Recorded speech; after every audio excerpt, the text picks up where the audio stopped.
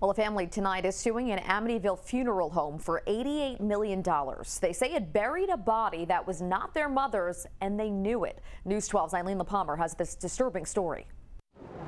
She knew she was passing away. 87-year-old Sadie Williams of Amityville died in August. A devout Muslim and the mother of 13 children, she had arranged her own funeral so she would be buried within a 24 to 72-hour window.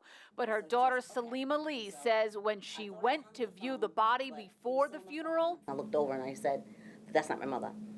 He stood there and he says, "Oh yeah, of course it is." Lee says the man telling her she didn't recognize her own mother was Joseph Slinger, the funeral director of a Joseph A. Slinger Haskell Funeral Services in Amityville. He told me the embalming fluid smooths out the wrinkles, and so therefore, it just makes the person look younger. Reluctantly, she and her siblings proceeded with the funeral, and the woman in the casket was buried next to Lee's father in Pine Lawn. The day after the funeral, she says Slinger called with a confession. He says, "Well, I just want you to know that it wasn't your mother." Lee says she went back to the funeral home to view another body, her mother's. There she is. There she is, just laying there. Every time I'm just laying on a slab, completely naked. And she shouldn't have been there.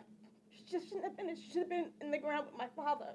Lee and her siblings just filed this lawsuit seeking $88 million in damages. Weeks later, the other woman's body was exhumed from Pine Lawn, and they had a second funeral for their mother. The fact that he failed to consider the possibility that he made a mistake is mind-blowing. You lay your mother to rest and you trying to heal.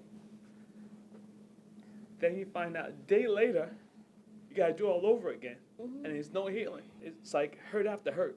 You lose your mother, you lose your best friend, and then you gotta do it twice. I don't feel like she's at rest because I still have nightmares. Eileen LaPalmer, News 12. Spoke to Joseph Slinger, but he says his attorney told him not to comment. His attorney did not return our phone call.